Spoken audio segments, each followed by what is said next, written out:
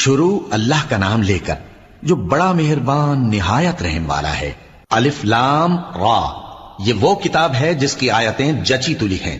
پھر یہ کہ اللہ حکیم و خبیر نازل کرنے والے کی طرف سے بتفصیل بیان کی گئی ہیں۔ اس کا پیغام یہ ہے کہ اللہ کے سوا کسی کی عبادت نہ کرو، اور میں اس کی طرف سے تم کو ڈر سنانے والا اور خوشخبری دینے والا ہوں، اور یہ کہ اپنے پروردگار سے بخشش مانگو اور اس کے آگے توبہ کرو، وہ تم کو ایک وقت مقرر تک متاع نیک سے بہرہ مند کرے گا اور ہر لائق فضیلت کو اس کی فضیلت دے گا، اور اگر روگردانی کرو گے تو مجھے تمہارے بارے میں قیامت کے بڑے دن کے عذاب کا ڈر ہے۔ تم سب کو اللہ کی طرف لوٹ کر جانا ہے اور وہ ہر چیز پر قادر ہے۔ دیکھو یہ اپنے سینوں کو دوہرا کرتے ہیں تاکہ اللہ سے چھپ جائیں۔ سن رکھو جس وقت یہ اپنے کپڑوں میں لپٹ رہے ہوتے ہیں تب بھی وہ ان کی چھپی اور کھلی باتوں کو جانتا ہے۔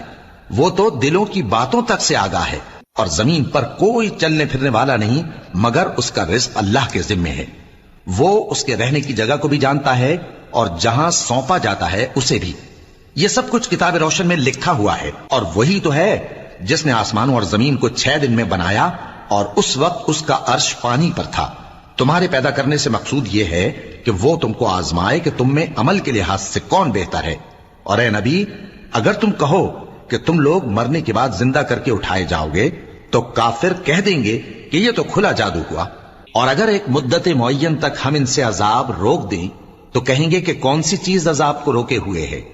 دیکھو جس روز وہ ان پر واقع ہوگا پھر ٹلنے کا نہیں، اور جس چیز کا یہ مذاق اڑاتے ہیں وہ ان کو گھیر لے گی، اور اگر ہم انسان کو اپنے پاس سے نعمت بخشیں پھر اس سے اس کو چھین لیں تو نا امید اور ناشکرا ہو جاتا ہے، اور اگر تکلیف پہنچنے کے بعد آسائش کا مزہ چکھائیں تو خوش ہو کر کہتا ہے کہ سب سختیاں مجھ سے دور ہو گئیں۔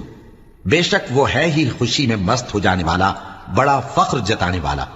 ہاں، جنہوں نے صبر کیا اور عمل نیک کیے یہی ہیں جن کے لیے بخشش اور اجر عظیم ہے۔ تو شاید تم کچھ چیز وہی میں سے جو تمہارے پاس آتی ہے چھوڑ دو، اور اس خیال سے تمہارا دل تنگ ہو کہ کافر یہ کہنے لگیں کہ اس پر کوئی خزانہ کیوں نہیں نازل ہوا، یا اس کے ساتھ کوئی فرشتہ کیوں نہیں آیا۔ اے نبی، تم تو صرف نصیحت کرنے والے ہو، اور اللہ ہر چیز کا نگہبان ہے۔ کیا یہ لوگ کہتے ہیں کہ اس نے قرآن از خود بنا لیا ہے؟ کہہ دو کہ اگر سچے ہو تو تم بھی ایسی 10 صورتیں بنا لاؤ، اور اللہ کے سوا جس کو بلا سکتے ہو بلا بھی لو۔ پس اگر وہ تمہاری بات قبول نہ کریں تو جان لو کہ یہ قرآن اللہ کے علم سے اترا ہے، اور یہ کہ اس کے سوا کوئی معبود نہیں۔ تو کیا تم لوگ اسلام لاتے ہو؟